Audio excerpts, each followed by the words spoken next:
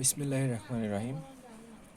আজকে আমরা নবম দশম শ্রেণীর সাধারণ গণিত বইয়ের 9.1 অনুশীলনীর 6-এর ক নাম্বার প্রশ্নের সমাধান করব। আমাদের এখানে বলেছে প্রমাণ করো 1/sec² a plus 1/cos² a equal 1। আমাদেরকে এই দুটার সমান সমান 1 বের করতে হবে।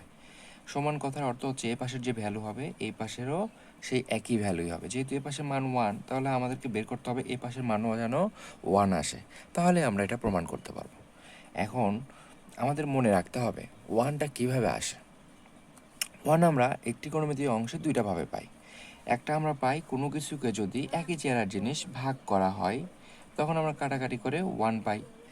আরেকটা ভাবে পাই, সেটা হচ্ছে আমাদের সূত্রের মাধ্যমে, আমাদের বর্গের যে সূত্র আছে এই সূত্রের মাধ্যমে আমরা 1 পাই। যেমন আমাদের মূল কয়েকটা সূত্র ছিল, যেমন sin² θ যোগ cos² θ ইকুয়াল 1, আরেকটা ছিল sec² θ minus tan² θ equal 1, cos² θ minus cot² θ equal 1। তা আমরা যেহেতু 1 বের করবো দুইটা ভাবে, আমাদের হয় এটা মানে উপর নিচ সমান করতে হবে, একই চেহারা বানাইতে হবে, অথবা সূত্রে ফেলতে হবে। আমাদের প্রথমে চেষ্টা করে দেখতে হবে সূত্রে পড়ে কিনা। তো আমরা যদি চিন্তা করি যে 1/sec² আছে, এটাকে আমরা কি লিখতে পারি।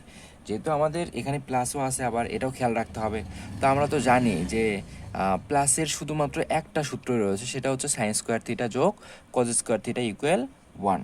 তো আমাদের চিন্তা করতে হবে যেন এই পাশ আর এই পাশ দুটা মিলে কি করতে পারি, যেন sin² আর cos² বানাইতে পারি, তাহলে কিন্তু আমরা 1 লিখতে পারবো। sin² θ আর cos² θ বানাইতে পারলে 1 আমরা কিন্তু লিখতে পারি।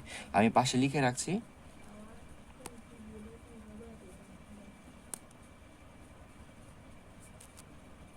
আমরা চেষ্টা করব যেন আমার যেহেতু প্লাসের আছে এখানে মাঝখানে প্লাস, তার মানে আমাদের প্লাসের সূত্রই আছে একটা, বর্গের থেকে 1 বের করার, আর মাইনাসের কিন্তু দুইটা আছে, তাহলে কিন্তু ওই দুটা সূত্র আমাদের এখানে প্রয়োগ হবে না।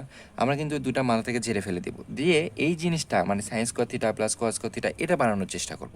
তাহলে 1 লিখতে পারবো, কারণ এটা সমান সমান যদি এটাও হয়, তার মানে আমি যে কোনো সময় আমার যেটা দরকার হবে, সমান সমান কথার অর্থ হচ্ছে এটা আমার যদি 1 দরকার হয় তাহলে এটা সমান সমান আমরা 1 লিখতে পারি। 1-এর পরিবর্তে যদি আমার এটা দরকার হয় তখন আমি 1-এর পরিবর্তে এটা লিখতেও পারি। এখন চেষ্টা করব যেন আমাদেরকে এই যে অংশটা আছে এই অংশটাকে যেন sin² θ প্লাস cos² θ বের করতে পারি। দেখুন আমরা কিন্তু পড়েছিলাম যে কজের বিপরীত কিন্তু কজের বিপরীত কিন্তু সেক হয়।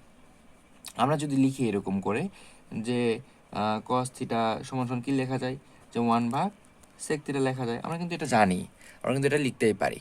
কিন্তু কথা হচ্ছে যে আমাদের এখানে কিন্তু স্কোয়ার আছে, তাহলে আমরা এটাকে কীভাবে কী করতে পারি, আমরা যদি কজের উপর স্কোয়ার দিই তারপরে এইটার উপরে কিন্তু হোল স্কোয়ার আকারে চলে যায়। হোল স্কোয়ারটাকে যদি আমরা করি তাহলে 1-এর উপর স্কোয়ার করলে 1-ই হয়। স্কোয়ারটা যেহেতু এটার উপর আছে এটার উপর আছে, 1কে করলে 1 হয়।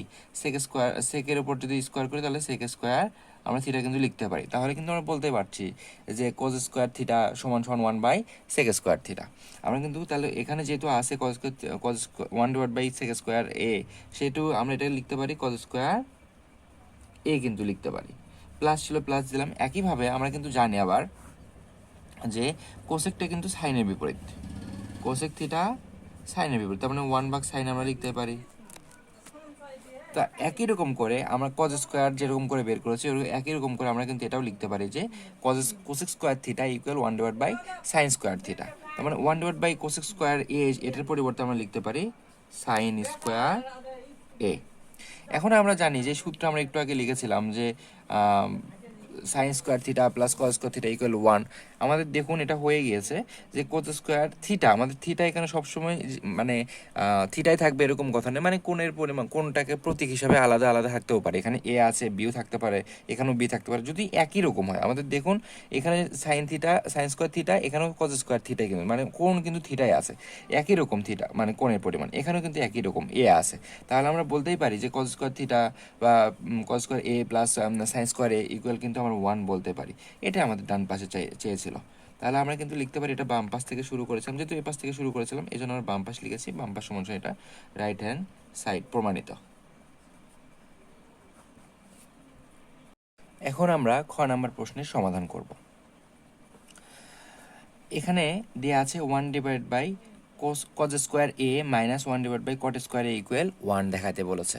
আমাদের ত্রিকোণমিতিক অধ্যায়ের যে অঙ্কগুলো আছে প্রায় সবগুলো অঙ্কেই এটা খেয়াল রাখতে হবে যে আমাদের চেয়েছে এটা কি। যদি এটা আমরা বের করতে পারি যে চেয়েছে এটা কি এবং এটা কিভাবে পেতে পারি, এই জিনিসটা আমরা বুঝতে পারলে বাকি অঙ্কটা আমাদের কিন্তু সহজ, আমরা সলভ করাটা আমাদের জন্য ইজি হয়ে যাবে। আমরা এখানে দেখুন আগের অঙ্কটার মতনই আমাদের কিন্তু একটা মান দিয়ে আছে সমান সমান 1 চেয়েছে।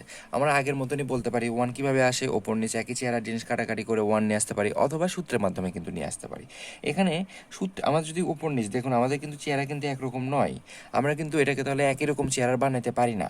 কিন্তু যদি আমরা সূত্রের কথা চিন্তা করি একটু, যে এখানে কিন্তু মাইনাস আছে, তো মাইনাস থাকলে আমাদের সূত্র কিন্তু দুইটা ছিল, একটা ছিল sec square theta minus tan square theta equal 1, আরেকটা ছিল cosec square theta minus cot square theta equal 1। তো আমাদের যে কোনো এই দুটার যে কোনো একটাতে আমাদের এখানে ব্যবহার করতে হবে। আসলে ব্যবহার করবোটা কোনটা বা কোনটাতে আমাদের বানাতে পারি। আমরা দেখুন এখানে লেখা আছে যে 1/কজ স্কোয়ার এ। তো আমরা তো জানি যে কজটা কার বিপরীত, সেকের বিপরীত, তাহলে কিন্তু আমরা বলতেই পারি যে আমরা যেহেতু এ পাশ থেকে মিলাই আমি 1 বের করবো, তাহলে আমি বাম পাশ নিয়ে কাজ করবো, সেজন্য বাম পাশ আগে উঠাই নিই যে 1/কজ স্কোয়ার।